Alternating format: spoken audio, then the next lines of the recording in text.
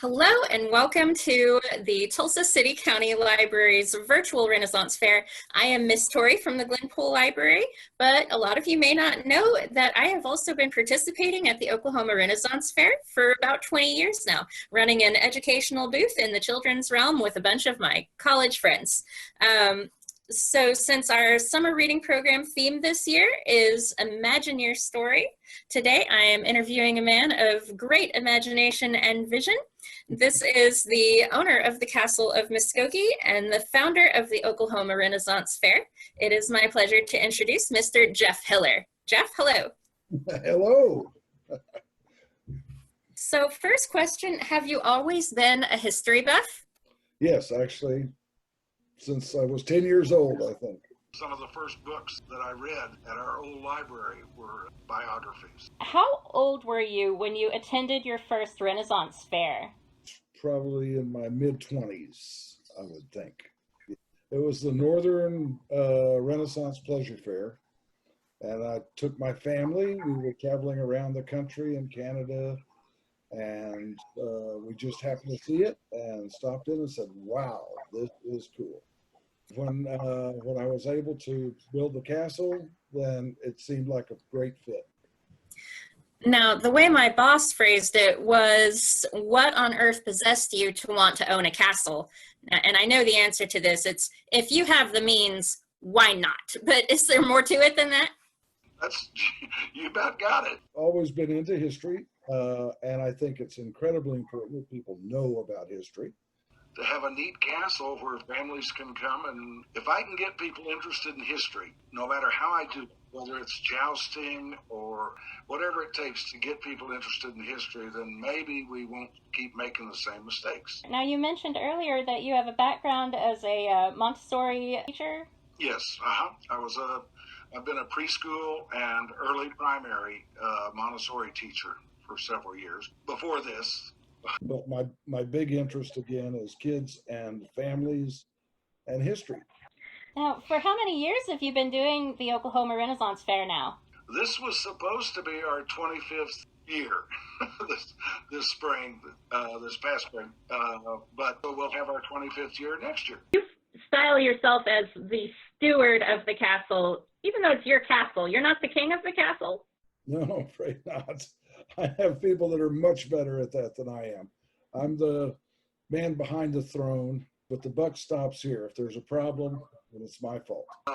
We hire a lot of incredibly good actors that play the different roles, and they know the background and the history. Like if you want to know what Queen Elizabeth really thought, then she can tell you. Or you can just have a fun interaction with a lady in a pretty dress.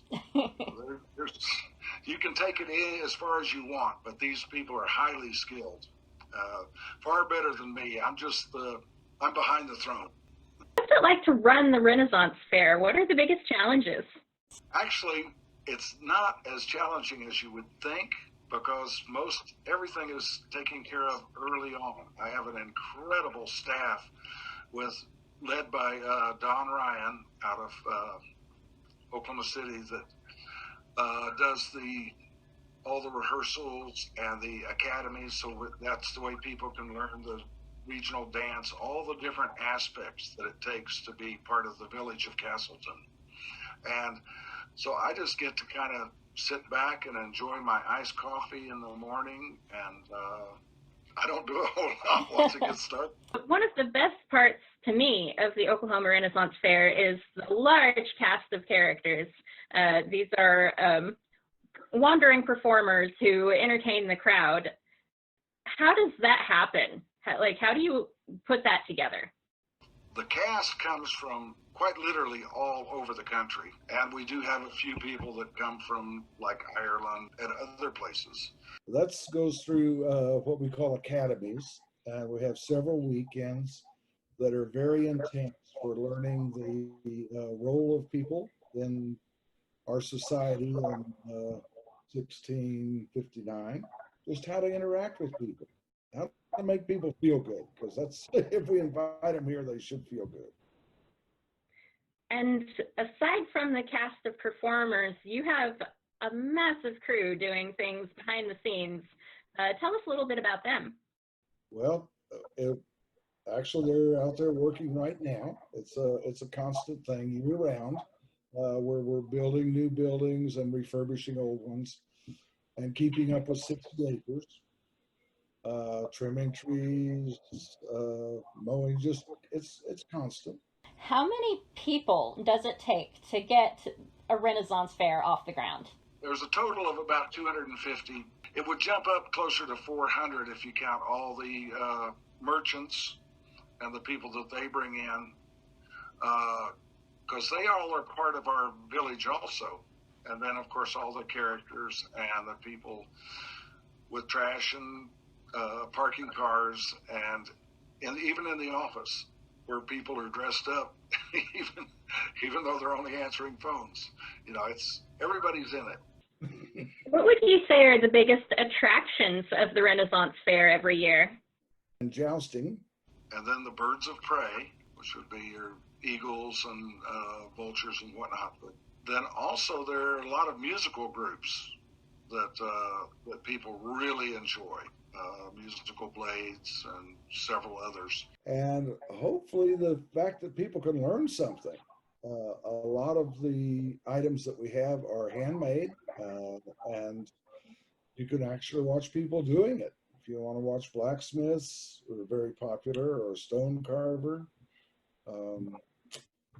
just all kinds of a variety of things. So I know one of the things I particularly enjoy is the fair food. Do you have a favorite fair food? Well, I always start my morning with iced coffee, which is a very European thing. Triple strength coffee and ice cream. Yeah. Oh gosh, there's quite a variety, and of course everybody wants a turkey leg. Of course. Since we invite chefs to come in and cook, the castle does not own the food. We have people that come in that are specialists in particular areas. Oh my goodness. I try to think of all the different things. There's just a ton of different things, and those people know what they're doing. So the food, actually, we do have people that come out here just for the food. Now, is there anything at the Oklahoma Renaissance Fair that you are proud to say, we did it first? We have an incredible children's realm. Yes, we do. I am very, very proud of that. And the walkways and the fact that we keep the ferries in that area so that when children want to interact with a ferry, they need to come to the Fairy Glen. Just everything that we do in the children's realm, that's probably my favorite area. But again, being a Montessori teacher for years, that would be my interest. Now, you mentioned the ferries in the Fairy Glen, and I know you resisted putting the ferries in for a number of years because you were trying to have a historically accurate Renaissance fair. So where would you say, what is the importance of historical accuracy versus that childlike wonder and magic of the Renaissance fair? Well, I finally came to realize, which I should have from the very beginning, but did not. In medieval times, these things were very real to people. I just couldn't quite see them.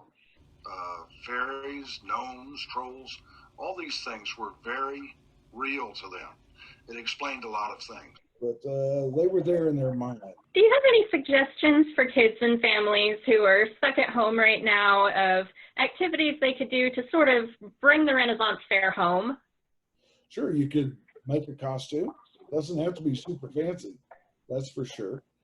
Study a character and make a simple costume. At the same time, you're going to be learning some history, but in a fun way. Yeah. And the history does not have to be dry at all. It can be a lot of fun. Make a costume. Make something simple. Do you have any suggestions of how people might be able to support the vendors who are out of work now that the Ren Fair isn't happening this year?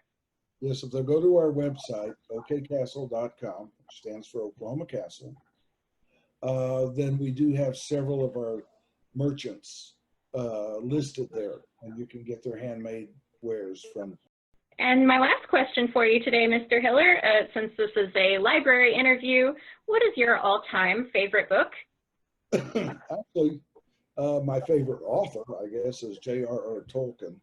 And with books like Nigel and the Ring trilogy and There and Back Again, just I really like like to read those. Did you have anything else that you'd like to tell the folks at home? Have a good summer. I don't know. Read a lot, for crying out loud. Yes. You know, when you can't get out and do other things, then for goodness sakes, you can still explore the world through reading. Well, Mr. Hiller, thank you so much for talking to us today. Remember, boys and girls, our summer reading program lasts from June 22nd through July 31st. If you read your books, you can get a medal, and you'll also be entered in a drawing for some grand prizes. We've got some really great stuff for you this year. And be sure to visit okcastle.com. Check out the castle on Facebook. And I hope everybody has a great summer. Mr. Hiller, thank you again for talking to us today. Thank you. Appreciate being with you. Yay.